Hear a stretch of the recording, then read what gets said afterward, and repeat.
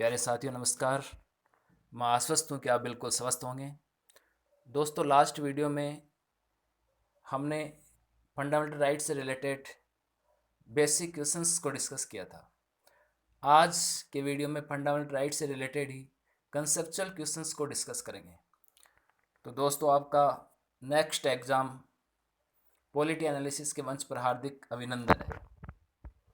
तो दोस्तों देखो, यहाँ पे जो फर्स्ट क्वेश्चन है कि निम्नलिखित में से कौन सा अनुच्छेद राज्य शब्द को परिभाषित करता है, यानी कि राज्य की जो परिभाषा है वो कौन सा आर्टिकल बताता है। तो देखो यहाँ पे ऑप्शंस हैं आर्टिकल 12, आर्टिकल 13, आर्टिकल 14 और आर्टिकल 15। तो यहाँ पे राज्य को जो परिभाषित किया गया है वो आर्टिकल 12 में किया गया है। आर्टिकल 12 में देखो, यहाँ राज्य शब्द से जो आशय है वो प्रांत से नहीं है, स्टेट से नहीं है। इस राज्य का अर्थ ये है कि कानून बनाने वाली जो संस्थाएं हैं उसको राज्य के रूप में परिभाषित किया गया है, यानी कौन कौन सी ऐसी संस्थाएं हैं जो कानून का निर्माण कर सकती हैं, तो उनको राज्य के रूप में परिभाषित किया गया है। मौलिक अधिकारों में अपन बहुत सी बार राज्य के बारे में बात करें कि राज्य के अधीन ये कार्य होगा, ये संस्थाएं होंगी। तो राज्य का मतलब यहाँ पे कानून निर्माण करने वाली संस्था से है। इसके अलावा देखो आर्टिकल 13 क्या कहता है। आर्टिकल 13 इस बात को स्पष्ट करता है कि राज्य कोई भी ऐसा कानून बनाता है जो मौलिक अधिकारों के विरुद्ध है, तो न्यायपालिका को यह शक्ति है कि वो उस कानून को निरस्त कर सकती है। आर्टिकल 14 समानता की बात करता है कि विधि के समक्ष समता और विधि के समान संरक्षण का प्रावधान करती है, जिसको आगे डिटेल में डिस्कस करेंगे। आर्टिकल 15 ये कहता है कि राज्य किसी भी नागरिक को उसके धर्म, मूलवंश, जाति, लिंग तथा जन्म स्थान के आधार पर उसके साथ किसी भी प्रकार का कोई भेदभाव नहीं करेगा। तो केवल ये 5 आधार हैं जिनके आधार पर कोई भेदभाव नहीं किया जाएगा। इससे नेक्स्ट क्वेश्चन है दोस्तों, निम्नलिखित में से किस राज्य के अंतर्गत परिभाषित किया गया है, किसे राज्य के अंतर्गत परिभाषित किया गया है, यानी किस किस को राज्य समझा जाए। तो यहाँ पे देखो फर्स्ट ऑप्शन है भारत सरकार व संसद, राज्य सरकार एवं विधानमंडल, स्थानीय निकाय, राज्य की संस्था के रूप में कार्यरत अन्य वैधानिक या गैर संवैधानिक निकाय। तो दोस्तों यहाँ पे राज्य का मतलब मैंने पहले बताया कि राज्य को जो परिभाषित किया गया है वो आर्टिकल 12 में किया गया है, और राज्य उसको कहा गया है जिसको कानून निर्माण करने की शक्ति प्राप्त है। तो यहाँ पे देखो भारत सरकार और जो संसद है वो कानून का निर्माण करती है, तो यहाँ पे ये जो है वो राज्य है।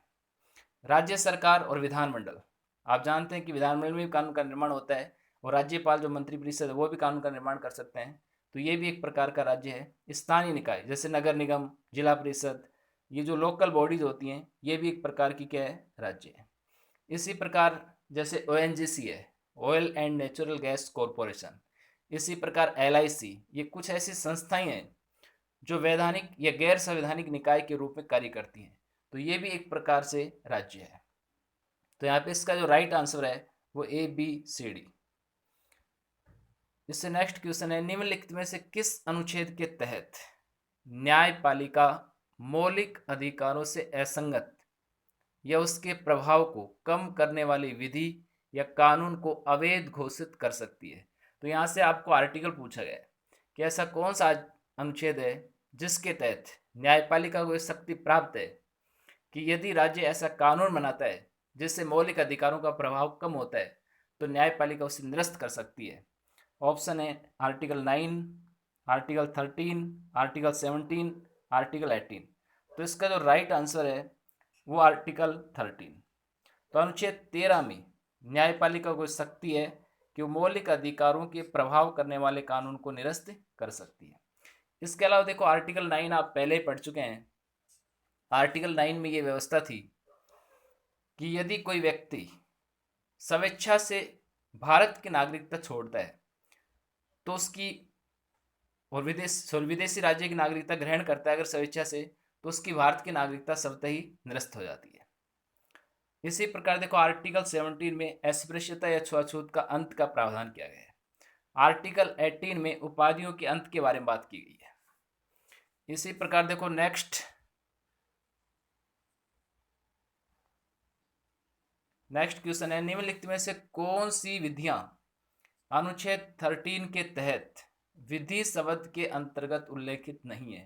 यानी कि आर्टिकल 13 है वो ये बताता है कि किसको विधि माना जाए और किसको विधि नहीं माना जाए। तो आर्टिकल 13 के तहत यहाँ पे जो विधि हैं वो 4 प्रकार की हैं, जिसमें यहाँ पे देखो स्थायी विधियाँ, अस्थायी विधियाँ, प्रत्यायोजित विधियाँ और विधि का बल रखने वाली विधियाँ। यहाँ पे क्या है, नहीं। तो विधि का बल रखने वाली प्रथा या परंपरा, ये भी एक प्रकार की क्या है, विधि है। स्थायी विधि से यहाँ पे ये आशय है कि संसद या विधानमंडल जो विधेयक के माध्यम से कानून का निर्माण करता है वो एक प्रकार की स्थायी विधि होती है। आर्टिकल 13 के तहत उसको विधि के रूप में परिभाषित किया गया है। अस्थायी विधियां, राष्ट्रपति, राज्यपाल या उपराज्यपाल विधायिका में सत्र अवसान की स्थिति में अध्यादेश जारी करके जो कानून का निर्माण करता है वो अस्थायी विधियां होती हैं। तो इसको भी आर्टिकल 13 के तहत विधि के रूप में परिभाषित किया गया है। प्रत्यायोजित विधियों का मतलब है कार्यकारी आदेश, जो राष्ट्रपति या राज्यपाल एग्जीक्यूटिव ऑर्डर जारी करता है उसको प्रत्यायोजित विधियां कहते हैं। तो ये भी आर्टिकल 13 के तहत विधि के रूप में परिभाषित है। विधि का बल रखने वाली प्रथा परंपरा, जैसे राज्यपाल को नियुक्त करने से पहले राष्ट्रपति ये देखते हैं कि वो राज्यपाल उस संबंधित राज्य का स्थायी निवासी तो नहीं है। इसके अलावा एक दूसरी परंपरा और भी है कि राष्ट्रपति किसी भी राज्यपाल को नियुक्त करने से पूर्व संबंधित राज्य के मुख्यमंत्री से परामर्श करता है। तो इस प्रकार से परंपराएं जो विधि का बल रखती हैं। तो यहाँ पे विधि का बल नहीं रखने वाली, तो यहाँ पे नहीं आएगा। इसका मतलब आपसे पूछा गया कि उल्लेखित नहीं है, तो इसका राइट आंसर होगा फोर्थ। विधि का बल नहीं रखने वाली प्रथा परंपरा है, ये विधि शब्द के अंतर्गत उल्लेखित नहीं है। अगर आप लिखते विधि का बल रखने वाली प्रथा परंपरा तो वो विधि के अंतर्गत उल्लेखित है। तो इस प्रकार से आर्टिकल 13 के तहत विधियां 4 प्रकार की होती है। निम्नलिखित में से किस वाद पर सुनवाई करते हुए सुप्रीम कोर्ट ने यह स्पष्ट किया कि मूल अधिकारों के हनन के आधार पर संविधान संशोधन अधिनियम को न्यायालय में चुनौती दी जा सकती है? तो यहाँ पे ऑप्शंस हैं, नवीन जिंदल बनाम भारत संघवाद, मुरली देवड़ा बनाम भारत संघवाद, केशवानंद भारती बनाम केरल राज्यवाद, टी.के. रंगराजन बनाम तमिलनाडुवाद। तो दोस्तों इसका जो राइट आंसर है वो है केशवानंद भारती बनाम केरल राज्यवाद। यहाँ पे स्पष्ट किया गया, उन्होंने कहा कि जैसे कोई भी विधि है तो उसको तो आप न्यायालय में चैलेंज कर सकते हैं अगर वो मौलिक अधिकारों का हनन करता है। तो सबसे पहले शंकरी प्रसाद बनाम भारत संघवाद पर सुप्रीम कोर्ट ने डिसीजन दिया कि अगर कोई संविधान संशोधन कानून है तो उसको न्यायालय में चैलेंज नहीं किया जा सकता है, क्योंकि वो विधि अनुच्छेद 13 के तहत विधि नहीं है। लेकिन जैसे गोलकनाथ ने याचिका लगाई तो गोलकनाथ बनाम पंजाब राज्यवाद पर सुप्रीम कोर्ट ने डिसीजन दिया कि संविधान संशोधन अधिनियम को न्यायालय में चैलेंज किया जा सकता है। और जैसे ही स्पष्ट किया सुप्रीम कोर्ट ने कि इसको न्यायालय में चैलेंज किया जा सकता है, तो केशवानंद वाद जो है उसमें सुप्रीम कोर्ट ने क्लियर कहा कि संविधान संशोधन अधिनियम विधि नहीं है। संविधान संशोधन अधिनियम अनुच्छेद 13 के तहत विधि या कानून नहीं है, लेकिन फिर भी उसे न्यायालय में चैलेंज किया जा सकता है यदि वो मौलिक अधिकारों का हनन करता है तो, और यदि वो संविधान के मूल ढांचे के विरुद्ध है तो उसको निरस्त भी किया जा सकता है। तो यहाँ पे जो संविधान संशोधन अधिनियम को न्यायालय में चैलेंज करने से संबंधित व्यवस्था है वो आर्टिकल 13 क्लोज 4 में है। और आर्टिकल 13 क्लोज जो 4 है वो किस संशोधन के तहत शामिल किया गया था? तब आपका आंसर आएगा 24वें संविधान संशोधन अधिनियम। और 24वां संविधान संशोधन अधिनियम हुआ था 1971 में। तो 24वें संविधान संशोधन अधिनियम 1971 के तहत आर्टिकल 13 क्लोज 4 को समावेशित किया गया था और इसी में व्यवस्था है। केशवानंद भारतीवाद ने इसी संशोधन के आधार पर यह डिसीजन दिया था कि आप इसमें संविधान संशोधन अधिनियम को चैलेंज किया जा सकता है, लेकिन तभी किया जा सकता है जब वो मौलिक अधिकारों का हनन करता है। इस प्रकार से देखो यहाँ पे इसके अलावा देखो यहाँ पे इसके अलावा और भी ऑप्शंस हैं, जैसे नवीन जिंदल बनाम भारत संघवाद, नवीन जिंदल बनाम भारत संघवाद। तो यहाँ पे देखो नवीन जिंदल बनाम भारत संघवाद है, ये किसके बारे में है? तो ये भी एक प्रकार का वाद है। तो नवीन जिंदल बनाम भारत संघवाद पर सुप्रीम कोर्ट ने डिसीजन देते हुए ये स्पष्ट किया था कि कोई भी भारतीय नागरिक गरिमा और आदर के साथ अपने घर या ऑफिस के ऊपर राष्ट्रीय ध्वज यानी तिरंगा फहरा सकता है। ये भी इंपॉर्टेंट बात है। इसके अलावा देखो मुरली देवड़ा बनाम भारत संघवाद। तो मुरली देवड़ा बनाम भारत संघवाद में सुप्रीम कोर्ट ने डिसीजन दिया कि सार्वजनिक स्थानों पर धूम्रपान निषेध माना जाता है। टीके रंगराजन बनाम भारत संघवाद, इसमें सुप्रीम कोर्ट ने ये क्लियर किया। सुप्रीम कोर्ट ने यहाँ पे कहा कि अगर कोई भी व्यक्ति हड़ताल करता है तो हड़ताल करने का अधिकार न तो वैधानिक होता है और न ही संवैधानिक होता है। तो इस प्रकार से अलग अलग वाद है और इस क्वेश्चन का जो राइट आंसर है वो केशवानंद भारती बनाम केल राज्यवाद। इससे नेक्स्ट देखो, विधि के समक्ष समता या विधि के समान संरक्षण का प्रावधान कौन सा अनुच्छेद करता है? Article 2, article 3, article 14, article 19। तो इसका राइट आंसर है आर्टिकल 14। आर्टिकल 14 में उल्लेखित है कि भारत के प्रत्येक नागरिक के साथ विधि के समक्ष समता और विधि के समान संरक्षण का प्रावधान है। यानी कानून की नज़र में सब समान है। कानून की नज़र में अमीर गरीब, अधिकारी गैर अधिकारी, ऊंच नीच का कोई भी फर्क नहीं होता है। इसी प्रकार जब किसी व्यक्ति को कानून के संरक्षण की आवश्यकता पड़ती है तो उसे विधि भी समान रूप से संरक्षण प्रदान करती है। कानून संरक्षण भी समान रूप से ही देता है। लेकिन यहाँ पे देखो आर्टिकल जो 2 है, आर्टिकल 2 में क्या व्यवस्था है? आप जानते हैं कि आर्टिकल 2 पढ़ चुके हैं, जिसको अपन संघ राज्य क्षेत्र के तहत पढ़ा था। आर्टिकल 2 इस बात की व्यवस्था करता है, नए राज्यों के प्रवेश और उसकी स्थापना का इसमें उल्लेख किया गया है। इसी प्रकार देखो आर्टिकल 3, आर्टिकल 3 में नए या वर्तमान राज्यों के नाम, सीमा या क्षेत्रफल में परिवर्तन का उल्लेख है। आर्टिकल 19 के तहत यहाँ पे भारतीय नागरिकों को 6 प्रकार की स्वतंत्रताएं दी गई है। यहाँ पे विधि के समक्ष समता का जो प्रावधान है वो ब्रिटिश संविधान से लिया गया है। इसी प्रकार विधि के समान संरक्षण का प्रावधान है वो अमेरिका से लिया गया है। तो ये भी इंपॉर्टेंट है कि विधि के समक्ष समता का प्रावधान कहाँ से लिया गया है या किसका विचार है? तो ब्रिटिश संविधान का विचार है। विधि के समान संरक्षण ये अमेरिकी संविधान से लिया गया है। इससे नेक्स्ट क्वेश्चन है, निम्नलिखित में से कौन सा अनुच्छेद विधि के समक्ष समता तथा विधि के समक्ष समता का संवैधानिक निषेध नहीं है? तो दोस्तों विधि के समक्ष जो समता है वो अपने आप में पूर्ण नहीं है, उसके बहुत से अपवाद हैं। तो यहाँ पे निषेध नहीं है, ये पूछा गया कि कौन सा इसका अपवाद नहीं है। फर्स्ट ऑप्शन है आर्टिकल 105 एंड 194, सेकंड ऑप्शन है 361 और 361 क्लोज के। इसके नेक्स्ट ऑप्शन है article 19C, article 31 close C। तो यहाँ पे जो राइट आंसर है आर्टिकल 19 के में, आर्टिकल 19 के इसका संवैधानिक निषेध नहीं है यानी उल्लंघन नहीं है। देखो आर्टिकल 105 और 194 ये दोनों इसका उल्लंघन करते हैं, क्योंकि आर्टिकल 105 में संसद के सदस्यों को कुछ विशेष शक्तियां प्राप्त हैं और आर्टिकल 194 में विधानमंडल के सदस्यों को विशेष शक्तियां प्राप्त हैं, जिसके तहत वो कोई भी अपने सदन या समिति में कोई मत देते हैं या कोई भी अपना वक्तव्य प्रकट करते हैं तो वो न्यायालय के प्रति जवाबदेह नहीं है। इसके अलावा आर्टिकल 361 के तहत राष्ट्रपति और राज्यपाल को पद के दौरान उसके विरुद्ध दंडात्मक कार्यवाही प्रारंभ नहीं की जा सकती है। और इसके अलावा राष्ट्रपति और राज्यपाल है उनको पद के दौरान गिरफ्तार नहीं किया जा सकता। यदि वो व्यक्तिगत सामर्थ्य से कार्य करते हैं तो उसको 2 महीने पूर्व नोटिस देकर गिरफ्तार किया जा सकता है। इसके अलावा देखो आर्टिकल 36 क्लोज का है, ये कहता है कि सदन में कोई भी सत्य कार्यवाही से संबंधित किसी विषय वस्तु का प्रकाशन करता है, रेडियो टेलीविजन पर उसका प्रकाशन करता है, तो उसके विरुद्ध किसी भी दीवानी या फौजदारी मामले की कार्रवाई नहीं होगी। तो ये भी विधि के समक्ष जो समता है उसका संवैधानिक निषेध है। आर्टिकल 31 गए उसके तहत अनुच्छेद 39B और अनुच्छेद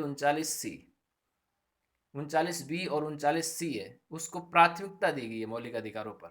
अर्थात सुप्रीम कोर्ट कहता है कि जहाँ पे आर्टिकल 31 गए आता है वहाँ पे आर्टिकल 14 स्वतः ही चला जाता है, यानी कि आर्टिकल 31 गए उसका प्रभाव आर्टिकल 14 की ज़्यादा है, उसकी अपेक्षा ज़्यादा है। इससे नेक्स्ट देखो यहाँ पे, राज्य नागरिक के साथ केवल धर्म, मूलवंश, जाति, लिंग तथा जन्म स्थान के आधार पर विभेद नहीं करेगा। देखो यहाँ पे एक वर्ड है केवल। केवल धर्म, मूलवंश, जाति, लिंग तथा जन्म स्थान, ये 5 ही ऐसे आधार हैं जिनके आधार पर राज्य नागरिक के साथ किसी भी प्रकार का भेदभाव नहीं कर सकता है। इसके अलावा अगर कोई आधार हो तो उसके ऊपर भेदभाव किया जा सकता है, वो एक पॉजिटिव डिस्क्रिमिनेशन होता है, सकारात्मक विभेद होता है। तो इस प्रकार इसका जो उल्लेख है वो भारतीय संविधान के कौन से आर्टिकल में? Article 11, article 15, article 16, article 21। तो यहाँ पे इसका राइट आंसर है आर्टिकल 15। तो ये जो प्रावधान है ये आर्टिकल 15 में उल्लेखित है। आर्टिकल 11 आप पहले ही पढ़ चुके हैं, ये नागरिकता से संबंधित इसमें प्रावधान है। तो आर्टिकल 11 में ये व्यवस्था थी कि संसद नागरिकता से संबंधित विषयों पर कानून बनाने के लिए अधिकृत है। आर्टिकल 16 में सरकारी नौकरी पाने का सभी को समान अवसर प्राप्त होगा। आर्टिकल 21 प्राण या दैहिक स्वतंत्रता की बात करता है। यहाँ पे देखो आर्टिकल 15 से संगत प्रावधान है, यानी उससे संबंधित संगत प्रावधान कौन सा है ये आपको बताना है। बहुत ही इंपॉर्टेंट क्वेश्चन है आर्टिकल 15 से related. Article 15 close second, 15 close third, 15 close fourth और 15 क्लोज 5 है।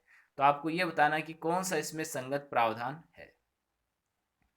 तो यहाँ पे देखो फर्स्ट क्वेश्चन है आर्टिकल 15 क्लोज सेकंड। इसमें व्यवस्था दी गई है कि राज्य किसी भी नागरिक को उसके धर्म, उसके मूलवंश, उसकी जाति, लिंग तथा जन्म स्थान के आधार पर दुकान, सार्वजनिक होटल या मनोरंजन के स्थान पर जाने के लिए प्रतिबंधित नहीं कर सकता है। इसके अलावा साधारण जनता के प्रयोग के लिए जो कुएं, तालाब, स्नानघर आदि हैं, उनको शर्तों के अधीन आप उन पर जाने के लिए भी शर्तों के अधीन आप प्रतिबंधित नहीं कर सकते हैं। तो ये सभी बातें आर्टिकल 15 क्लोज सेकंड में है। तो यहाँ पे ये संगत प्रावधान है। आर्टिकल 15(2) में संगत प्रावधान है। इसके अलावा देखो यहाँ पे आर्टिकल 15 क्लोज थर्ड है। 15 क्लोज थर्ड ये है कि राज्य महिलाओं तथा बच्चों के उत्थान और सुरक्षा के लिए विशेष व्यवस्था कर सकता है। तो ये भी संगत प्रावधान है, यानी कि राज्य चाहे तो उनको विधायिका में उनके लिए सीट रिजर्व कर सकता है। इसके अलावा बच्चों को निःशुल्क शिक्षा की व्यवस्था देकर सुरक्षा कर सकता है। तो महिलाओं और बच्चों के उत्थान और सुरक्षा के लिए विशेष व्यवस्था करना भी राज्य का दायित्व है, आर्टिकल 15 क्लोज थर्ड के तहत।